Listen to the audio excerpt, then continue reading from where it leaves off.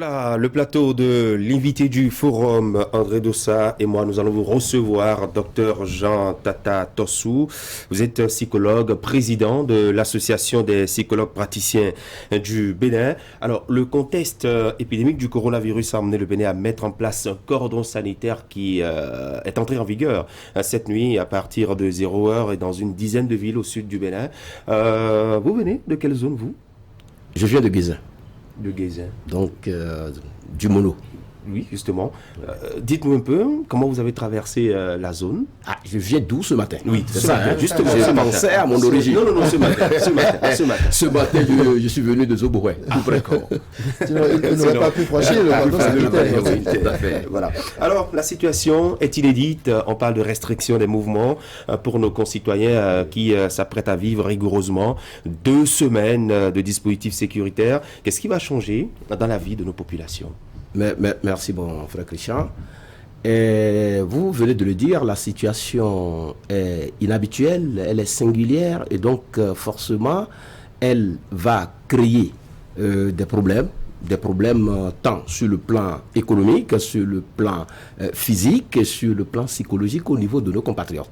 Puisque c'est une situation à laquelle nous ne sommes pas habitués. On n'avait pas l'habitude de nous voir confinés dans des régions données, dans des zones données. Et donc, ceux qui ont l'habitude de vaquer à leurs occupations au jour le jour, ceux qui ont l'habitude d'aller régler des problèmes pour pouvoir subvenir à leurs besoins, ne serait-ce que le lendemain, se verront confinés. Et donc, du coup, ça peut créer d'énormes problèmes à leur niveau. Pour le moment, le Bénin n'a pas pris une décision de confinement général, comme on peut l'observer ailleurs. Il y a quelques mesures néanmoins qui sont prises. Est-ce que vous pensez sincèrement que déjà les populations peuvent se retrouver confrontées au stress, par exemple, comme c'est le cas en France?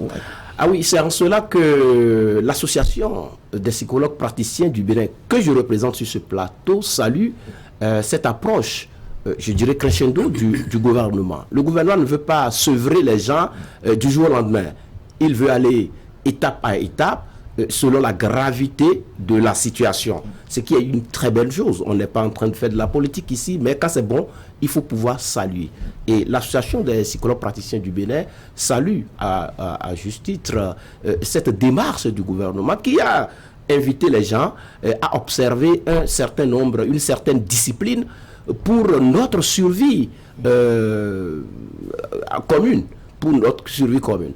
Voilà, le stress où les effets psychologiques seraient beaucoup plus néfastes si on était passé du train habituel, de notre mode de vie habituel à un confinement total. Le gouvernement a décidé d'aller petit à petit, comme on le dit. Et donc ce confinement, cette ceinture, ce cordon, permettra aux gens de limiter quand même les dégâts, de se mettre en tête déjà que il y a des chances, on ne le souhaite pas, qu'on en arrive à un confinement total. Donc, il y a une préparation psychologique qui est en train d'être faite déjà à ce niveau. Et donc, nous saluons cette démarche qui, de notre avis, est de nature à limiter les effets néfastes. Cela ne veut pas dire que le stress et la déprime ne seront pas au rendez-vous.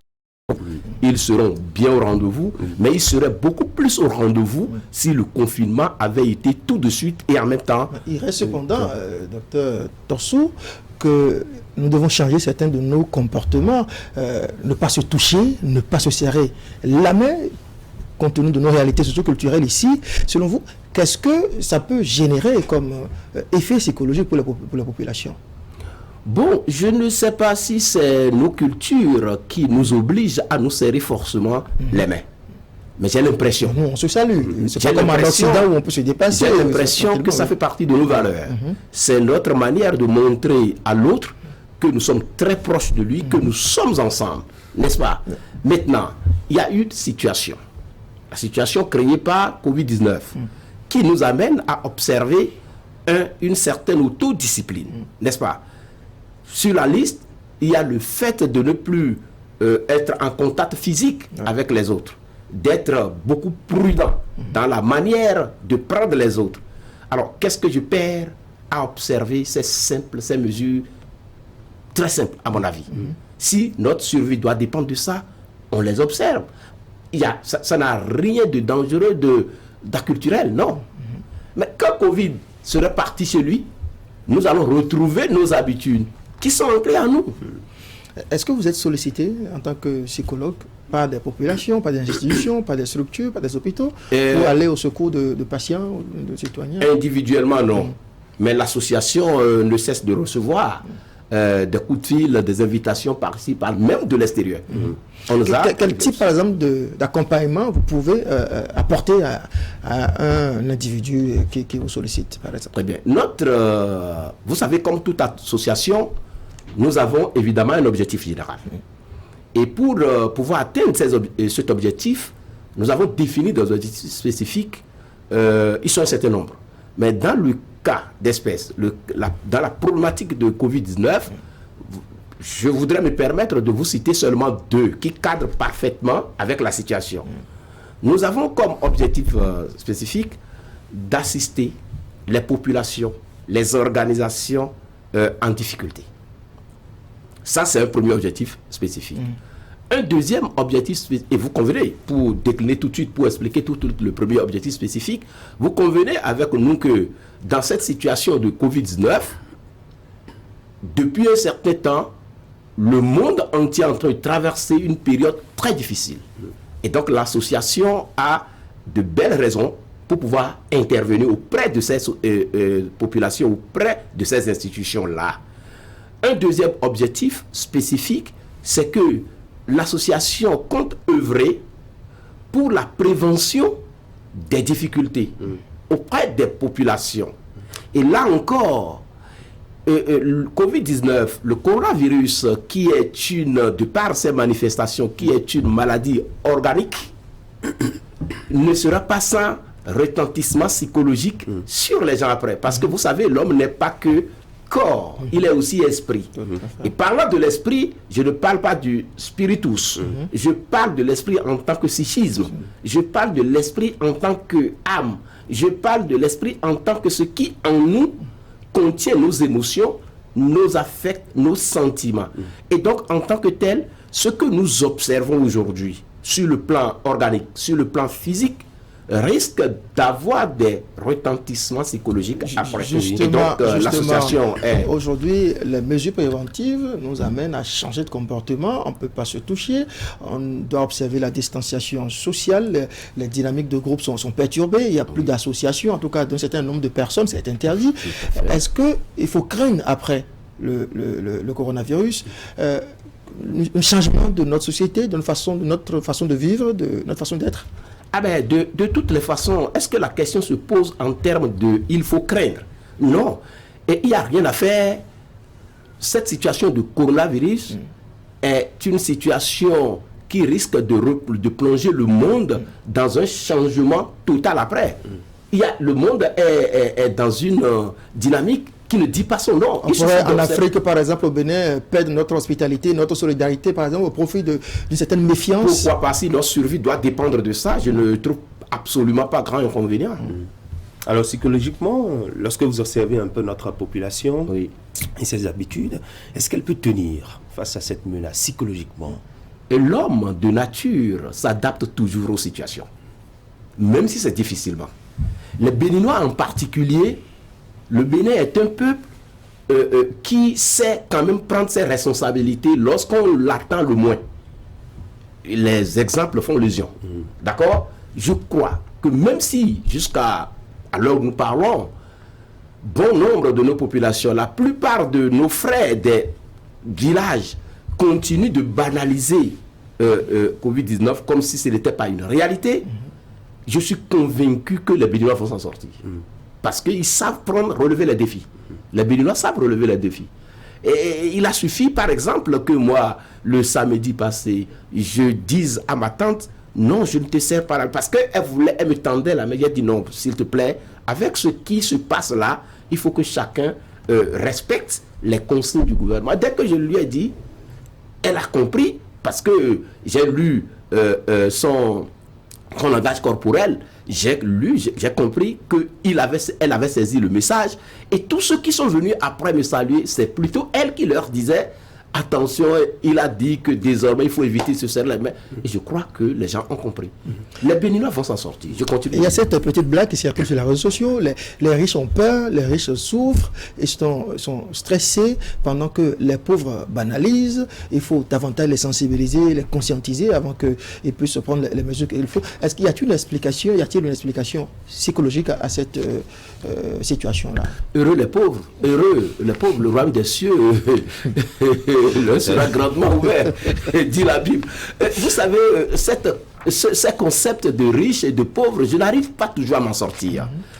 Ceux qui sont riches, économiquement, financièrement, vous voulez dire, c'est eux qui banalisent. Et l'inverse plutôt. L'inverse plutôt. Oui. Ils ne banalisent pas, ils prennent la mesure des choses, et les pauvres veulent, banalisent, parce que ils sont en train de mettre une barrière, de former un écran pour affronter psychologiquement la situation.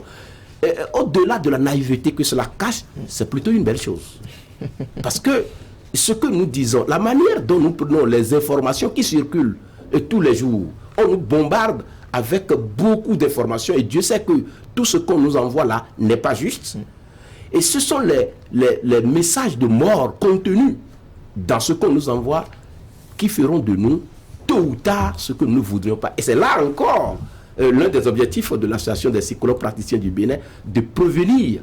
Et si l'État devrait être conséquent envers lui-même, il doit taper fort sur ceux qui envoient ces genres de messages. Parce que nous n'avons pas besoin d'être bombardés tout le temps avec de fausses informations. Nous avons besoin d'être informés, nous n'avons pas besoin d'être mal informés. Il faut qu'on explique à nos populations qui déjà avaient de la peine à comprendre la situation, il faut qu'on leur explique la situation en leur tenant un langage de vérité, en leur disant réellement ce que c'est et non en leur faisant peur. Avant de vous laisser partir, vous savez très bien que parmi les mesures de prévention, le gouvernement met systématiquement en quarantaine ou isole un certain nombre de personnes qui reviennent par exemple de voyage. Comment vit-on la quarantaine? Et ce n'est pas facile. Oui. Vous savez que chez nous, quand vous avez un frère qui revient d'un voyage, qui s'est annoncé, je serai là le dimanche, toute la famille voudrait quand même le revoir très rapidement. Quand vous revenez d'un voyage et que d'autres obligations vous empêchent de voir la famille, ils sont inquiets, ils sont pressés de vous voir. Donc ce n'est pas facile d'accepter qu'un frère qui revient par exemple de Paris soit gardé quelque part pendant un certain nombre de jours sans que ses parents immédiats n'aient la possibilité de le rencontrer. Et que lui-même en personne. Et que lui-même en personne, s'il n'est pas mentalement fort, s'il n'a pas la compréhension totale de ce qui se passe, il risque de sombrer. C'est en cela, une fois encore, que l'intervention des psychologues Est-ce que ça a un risque sur la santé mentale? Bien sûr que oui, parce que le stress qui est une réponse physiologique normale à une situation anormale est présent là. Si on vous met en quarantaine, vous pouvez en être stressé. Il y a l'anxiété qui est présente fortement dans ce qui se passe là, l'anxiété qu'il ne faut pas confondre avec la peur, parce que contrairement à la peur qui est une réponse à une menace définie et bien réelle, l'anxiété est une réponse à une menace vague. Vague ne veut pas dire irréelle. D'accord? Elle est vague, la menace, elle est diffuse, mais elle est bien là. Et c'est dans ce cas que nous sommes, vous et moi, si nos lectures nous permettent d'avoir plus ou moins une idée sur le Covid-19, ma grand-mère qui n'a jamais mis pied à l'école n'en sait absolument rien. Et pourtant, on lui fait peur, on lui dit que la situation est dangereuse et qu'elle est obligée d'observer une certaine règle. Donc la peur est là, mais elle est diffuse. Et à côté de ça, surtout, il y a la dépression.